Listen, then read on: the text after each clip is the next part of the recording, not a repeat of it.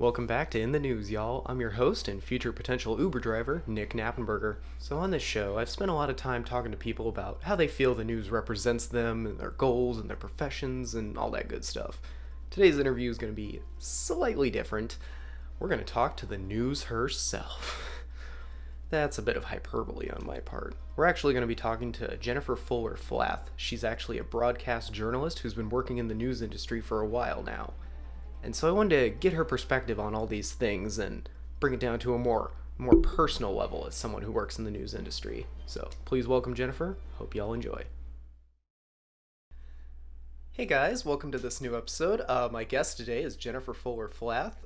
Jennifer, can you tell me a little bit about what you do and where you work at? Sure. I'm the news director for WSIU Public Broadcasting, which means I'm a multi-platform journalist. I work in radio, television, and our online platforms. I handle kind of the day-to-day supervision as well as big projects of anything that has anything to do with news and public affairs. So that's a lot. We do a lot of daily work when it comes to our radio and our online platforms. TV is typically longer form, either magazine or documentary style format. So we have an opportunity to kind of dive in a little more deeply in those types of stories. And we also have that capability because we're a public broadcasting outlet, which means we have a little more time than you might see in commercial radio or TV. Yeah, that's awesome. How did you get into that line of work, if you don't mind me asking? That's a good question. I actually went to SIU as a student myself. And when I went in, I thought I wanted to be maybe a video producer or a video editor. I just really liked piecing things together and getting to that finished project. But then when I took, I think it was the introduction to radio writing class, I just really liked it. And the teacher that I had at the time was super supportive. She offered me a job writing for the radio station as a student. And the rest, as they say, is history. That's amazing. Yeah, I'm so glad that you were able to find your passion there. That's awesome. Yeah, it was really great. So yeah, this show that I do is about, I ask a lot of people that I find interesting, people that work in various different industries that I consider to have some degree of expertise on the subject, and I like to ask them about how they feel that news, locally, nationally, all that stuff, how they feel that the news covers what they do. But you are a little different because you are the news, I guess, kind of. For better or for worse. So I was wondering, the last time we spoke, you came in actually, when I was in grad school, you came in and talked to my class once, and you were talking about your approach to news gathering and news dissemination. And the quote that you said that has always stuck with me is, my job is not to tell you how to feel about the news. My job is just to tell you the news. Yeah. So I always think about that, and I was just kind of wanted to get a little more in-depth with what your approach to news gathering and how you prepare it for broadcast and how you decide what is and isn't important. Sure, yeah. So I wish that there was a definition for news that I could point to. But for me, news is everything. It's how you understand the world around you. It's all of that information, all of that information and all of those things that help you make your decisions from day to day, or even how you live your life, what you choose to do. And so that really takes into account everything from local property taxes to something that's happening on a state or national level, even global issues. But what I try to do is find that information and relate it to a person, because it's really hard to talk about, gosh, I don't know, the debt ceiling for the national economy. Because if someone on an individual level just sits and thinks about that, they might say, well, I just don't understand how that relates to me, except that seems like an exceptionally high number, right? But if I can tell them, well, this is what it means that if interest rates have to go up so that we can help boost things, then you're going to pay a little bit more if you have to go buy a car, or if you're going to buy a house, or if you need to get a student loan or something like that. That affects those things. So I try to localize it and also personalize it. Find someone who's affected by whatever it is that I'm trying to talk about. My area of expertise, the thing that I focus most on, is public policy and politics. That's what I got my master's degree in, is public affairs reporting. So I really take a look at legislation that's being introduced, or court cases, or things that happen within government or the public sphere, and try to boil that down, like I said, to something simple that people can understand. Not because I think that my audience can't understand a complicated issue, but I have to give them a reason why they should care. Mm-hmm. There's so much information literally at your fingertips. You just have to pick up your phone and you can find out nearly anything that you would want to find out. So I have to give people a real reason to listen to what we're saying and tell them why it's important. Yeah, and then like you said, like 21st century, the wealth of information, the collective human knowledge is at your fingertips. But Yeah, and it's like a also, fire hose. yeah, but also we run into the problem where you can make up your own information and put it on the internet. Do you have any maybe ways that you kind of navigate that when you're searching for information on the internet that you abide by, so that you know you're getting more factual information and not just someone's opinion? Sure. I mean, it's very important to me that I read and get information from sources that I know are credible. So, every day I'm reading articles from the Washington Post or the New York Times or my local newspaper or my local television station. I try to make sure that it's always, always, always got an author. Because if someone's not willing to put their name on it, then you've got to wonder who's behind it. And, I want it to be someone that I could email them and say, hey, I didn't really understand why you wrote this, or where did you find this information? And if I can't do that, I'm not sure I'm going to trust it as much as I would something else. There's a great graph that I can email you that has kind of a spectrum of Yes, news. I think You've I know what you're probably talking seen about. it. Yeah. Yeah. And, so I really take a look at those entities that are close to the middle and close to the top. Mm-hmm. Someone has taken a lot of time to analyze the work that we all do as journalists. And I think that that chart is pretty spot on. You'll find your legacy newspapers, your legacy broadcast outlets, um, really sitting pretty close to the top and close to the middle. They might skew one way or another a little bit, but close to the top and close to the middle. And then you'll find, things a little further down and a little further out. I'm not going to say I never read those, because I think it's an important perspective to understand. But I also understand that when I read it, I'm probably looking more at someone's opinion than a Mm-hmm. fact. Yeah. And, if, like I said, with those articles, if it doesn't have an author, I'm going to want to see a lot of attribution links that I can click on and go look at that information myself. Gosh, it's so difficult right now to try and find what is the actual truth, because everybody's got an opinion about Yeah. that truth. But you have to do your homework, and you have to read more than one article, Mm-hmm. more than one outlet. Read everything you can. Exactly, yeah. You brought up the Washington Post, which is a good point, because I worked on a paper a little bit ago about why I don't trust them, because they're owned by Amazon and they have all these incentives to. I think there was a story with the Amazon Union where they were not misrepresenting them, but deliberately, you could see the hand of Jeff in there. What would you say to someone who maybe doesn't trust the Washington Post because they are owned by a billion-dollar corporation that has incentives in perpetuating capitalism? Sure.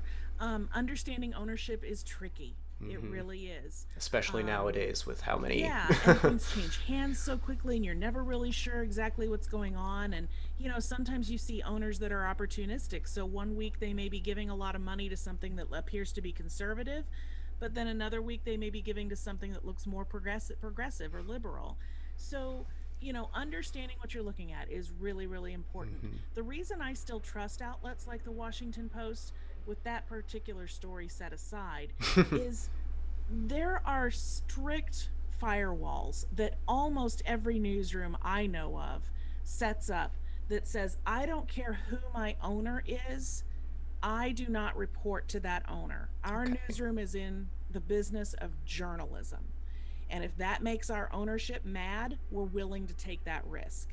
And time after time, you've seen that the Washington Post, the New York Times, and others have been willing to make some pretty powerful people pretty angry. Mm-hmm. They're willing to go to the mat. They're willing to say, that may be, you may have that opinion and this may hurt us, but we're going to do this anyway because the people have a right to know this information. Yeah. Does it skew? Of course it does. People have perspectives and they have lived experiences, but we do the best we can to stay as close to the middle as possible. Yeah, that's a great response to that. Because I even didn't know about. I knew about the firewall idea, obviously, but is it like? Have you seen it in like ingrained in basically every newsroom that you've witnessed? I guess. Newsrooms that I've been a part of, yeah. Okay, well that's good to know. We may not Yeah. have it on paper per se, but we make it very clear with our leadership. I mean, my newsroom, for example, is owned by Southern Illinois University. Mm-hmm. And because of that, if I didn't have that firewall or that competence, I'm not sure I could report on the university without worrying. Oh gosh, if I report that enrollment is down, are they going to get angry with me? Are they going to, say something to me that could damage my job? Mm-hmm. Well, the answer to that is no, Well, because that's our good. administration knows very well that we may report news that they don't like, but we're going to be fair Yeah. and we're going to give them an opportunity to tell their side of it, even if it's something that they're not necessarily happy about. Yeah. Do you have any general thoughts about the way that right now, like your national and local news networks kind of operate, and even into those 24-hour news cycles? As an information source, is there any like a collective generalization that you would make about any of them and how well they're actually operating as a public source of information? As a generalization, no. But I will tell you that I've even watched as I've gone through my career. When I just started, that's when we were really starting to see the internet take off. And we were starting to see converged newsrooms where you see Mm-hmm. radio and television and newspaper newsrooms coming together and working together. So I've kind of watched this evolution and been a part of it as it came about. It is difficult, difficult to feed a monster that is hungry 24 hours a day. And that's what we call it. We sometimes say it's feeding the beast because you need more information all the time. Mm-hmm. And that's even if you're a local outlet with things like Facebook and Twitter and Instagram, we're constantly trying to keep people updated. Now, on the flip side of that, I think that it's also affected the way that we tell our stories because it's always important to be timely, Mm-hmm. which sometimes translates into you have to be first. But for us, at least in my newsroom and in the newsrooms that I've worked in and throughout my career, it's more important to be accurate. It's most important to get the information that you need, to understand it yourself, and then send it back out to people. And I think Mm-hmm. that's one of the reasons that people are having difficulty with trusting some of these outlets and with understanding what's going on is because they're so quick to report something and sometimes they have to pull it back and say, you know what? That's not exactly accurate. We came out with this information before we knew exactly what it was. In my newsroom, I tell every one of my staff members I would rather you be accurate than first. I Mm-hmm. don't care if we're an hour or two behind. If we can't confirm it, we're not reporting it. Yeah. So that brings to mind the Associated Press called the election for Biden in November, and CNN. I was watching them, and they didn't, which I was surprised because CNN Yeah. is not known for their subtlety, we'll For say. waiting. Yeah. Yeah. But yeah, it was But just really we all surprising. kind of learned a lesson about that, gosh, even 20 years ago. Oh, When with we saw an Florida. election called for Al Gore Mm-hmm. and then pulled back, and then they called it for George Bush, and then they pulled it back again, and it was weeks Mm-hmm. before we were sure who it was going to be. And I think that there was a little bit, maybe that distance, we forgot a little bit, and then it came back and back. The other issue that we have is information is changing Mm-hmm. that quickly. So 1 minute you might say this is what's happening now, and that's accurate, but 5 minutes later it's different. And so you have to update that. And I think that that's the most difficult thing when it comes to um, that fire hose of information, cable news or live broadcasts that are trying to report things from moment to moment, reporting on those is incredibly difficult because it changes from moment to moment. And unless you're willing to say things like, it's such and such a time and this is what we know right now, then it lends itself to people not being able to understand whether you're operating on new information or were you wrong, or what was that question. One of the things, and I listen to NPR. I work for an NPR station, go figure. But one of the things that Steve Inskeep does really well, he's the host, one of the hosts of Morning Edition, is when there's new information or when they're covering something that's just developing, is he'll say, what we know right now is this, and we have to be clear that there's a lot that we don't know. Mm-hmm. And I think that perspective and letting people know there's a lot we don't know lends itself to trust, because people understand, oh, well, you're just getting a little bit of information and I know you'll go back and get more later. But if you just run with this is 100% the truth about what's happening, and then you have to change it 10 minutes later, Mm-hmm. then people have trouble trusting. It's Yeah. difficult.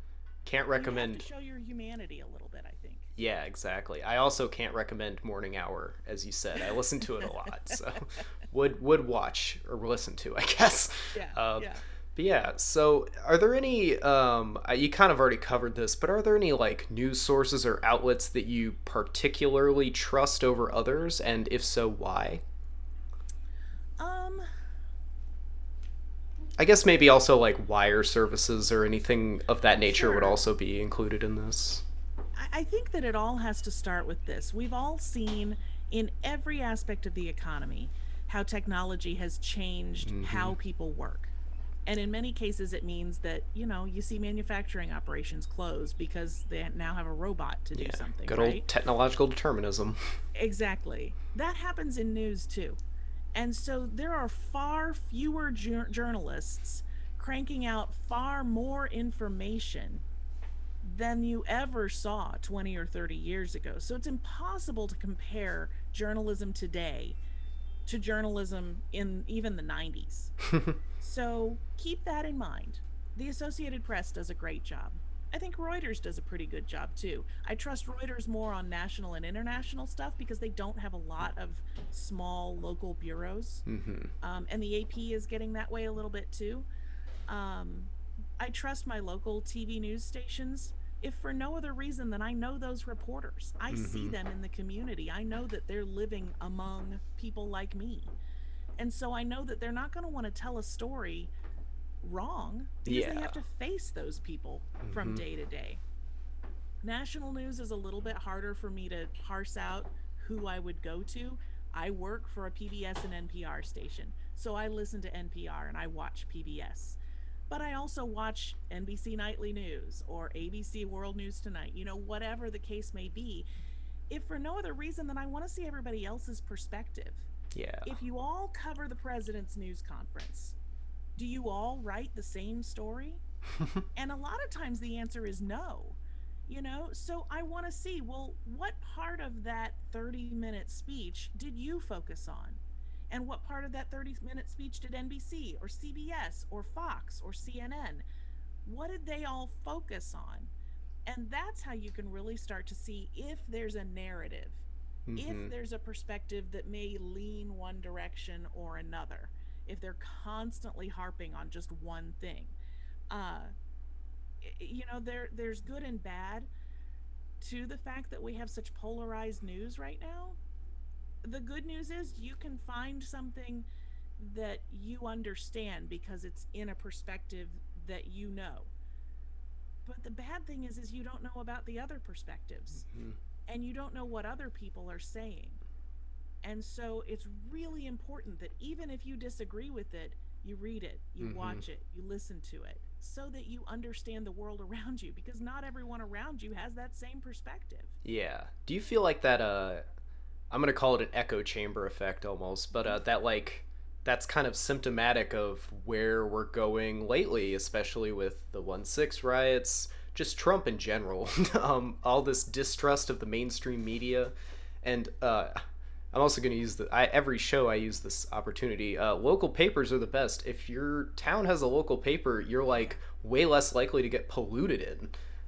There's so many real world effects to just having like a local news source that is dedicated to that community there. And the real problem is they're getting bled dry. They're getting bought up, and it's awful. Yeah. Do you have any? Do you maybe know? This is gonna sound bad, but like how to maybe not fix it, but like it's a big. Boy, I could write my ticket if I could fix it. Right? Yeah, I mean, who couldn't? But I mean, do you think that that's something a lot of people know, and that if not, then how do we get people to know that the importance of having this community-based local paper? Yeah, I think that media literacy is 100% critical. Mm-hmm. And I think it needs to start as early as elementary school. Yes. People need to understand that, and civics. Now, like I said, I'm a political reporter, so I have always been very interested in the political process and how things work and how the system moves. And I see far too often that people read a headline only, and they think they understand what the story is about, and they think they understand the issue. And the problem is, first, they didn't read the story at all. So they don't know whether it's factual, whether the headline has anything to do with the story. They don't know where it came from. I saw it on the internet is one of the worst things I ever hear. I don't want to know what you saw on the internet, and how am I supposed to find it? But if people really understood, like we said when we started, if my kids learned in school that you need to look for something that has an author that you can contact, or has numerous links and things that you can go look at that fact-based evidence yourself, if people knew to look for that, then they could trust the outlets that they saw. And if they had better civics education, they would understand the voting process. They would understand how a bill becomes a law. I mean, I grew up with Schoolhouse Rock and Mr. Bill, I'm just a bill sitting on Capitol Hill, but there are a lot of people that don't know that. They don't understand how a bill has to be introduced in one chamber and it has to go to the other chamber, and there might be reconciliation between the two before it even tries to go to the president, or in a state level to the governor. Those things are really important, because you have to understand the process in order to understand how you might affect change, right? That gets to that media literacy. The earlier we can understand journalism and how it works, the better we can understand what good journalism is and hold people to that standard. And you're absolutely right on community papers and local journalism. Local journalism is so important because those local entities, your local city council or your mayor, even the dog catcher or the park board or something like that, all of those people affect your day-to-day lives far more than somebody sitting in Washington. Yeah. Right? They're making decisions about what happens in your community every single day. Your school boards are affecting how your kids are taught. So having someone that goes to those meetings and writes about what's happening in those instances, that's really, really important. And local journalists, like I said earlier, they're walking through the grocery store with the people that they cover and the audience that they serve. So their job is so important to get it right and to make sure they understand the context of what they're saying. Yeah, definitely. Do you have any advice for our viewers about how to be a more informed watcher of news, I guess, and even just all media, social media, anything you see that's going to inform your worldview? Do you have any advice for like how to be more cognizant and aware when you watch this kind of stuff? Turn it off periodically. That's the first part. Turn it off periodically. Have some patience, because we're all human and we're doing the best that we can. But again, look for those hallmarks. Look for something that you can reach the source of the information. Look for something that, if it looks funny, it probably is. If you've not seen that information anywhere else, you should question it. There's an old journalism saying that says if your mother says she loves you, check it out. And it's not to say that, you shouldn't trust people, but it is to say that if you're only hearing information from one person or one source, you have to wonder, well, where did that information come from? And if there's no opportunity for you to ask, where did that information come from? And I'm not sure I would trust that source of information. That's not to say that sometimes news outlets don't have exclusives or that they don't scoop everybody. But that there's a difference between being first and being out there and being the only person that's reporting this, Yeah, right? definitely, yeah. Because eventually we all catch up. If somebody scoops us, we're going to start digging on that story right away. But yeah, I think it just really goes back to know who you're watching or reading or listening to. Know them. And if you can't really know them or can't really figure them out, that wouldn't be high on my list. Yeah, definitely there. And then my last question, I'm going to set up a hypothetical for you. Let's say we're informed citizens at a town hall meeting and we find out our local newspaper has been bought up by a hedge fund and they've cut 2/3 of all the journalists working there, and now they've put daily quotas and social media post quotas and all this ridiculous stuff. What could we do as citizens that get information about how we should live our lives and how we should vote from papers like these?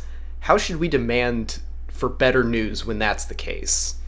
Well, the first thing that I would say is be very careful when you think about canceling a subscription or stopping your purchase of the paper, because that money still pays the salaries of those local journalists. And it starts this vicious cycle. When you stop subscribing, when you stop buying the paper, when people stop buying ads, well, then they have to start making cuts. And the last thing you want is fewer journalists. If you've already seen cuts, you don't want even fewer people out there keeping an eye on things for you. So keep that support as best you can. And the other way to support them is if you see something, find a reporter, send them an email, or give them a call and say, hey, I saw this. Do you know anything about this? Because 9 times out of 10, they'll say, oh, yeah, we're working on it. Or, gee, no, I didn't know about that. What else can you tell me? Do you know anybody involved in it? The criticism that, well, gee, that, so-and-so didn't cover this and that shows their bias. Sometimes I have to kind of shake my head and say, you know what? We didn't know about it. Nobody told us about it. And we can't be everywhere. There's 5 journalists in my newsroom, and we cover, on the TV side, we cover 67 counties in Illinois and 4 other states. So there's no way that we can be in every community every day. We rely on our community members to call us and say, hey, did you know about this? Is this going on where you are? If we're based in Carbondale and something happens in Mount Vernon about an hour away, maybe we're not in that community, but we can call and say, well, hey, what's going on? And gee, is this happening in Carbondale? Is it happening in Springfield, in Quincy? All of those sorts of things. So, keep that information coming to us, because we only work well if we have that interaction with the community. Yeah. Awesome. Do you have any social media or anywhere people can follow you or your broadcast? Well, you can always find us on our website, which is wsiunews.org. We're on Twitter at WSIU Radio, and you can find us on Facebook as well. Awesome. WSIU Public Radio and Public TV. So. Yeah. Well, thank you so much for coming out today. It was a great time. You have a fantastic rest of your day, and keep on fighting the good fight. Thanks yeah, a lot. Definitely. See you later. Take care. Thanks for sticking around, guys. This show has been a blast to make, and I hope you guys learned a little something along the way. Subscribe for more content in the future, and until next time, be kind, have a good one.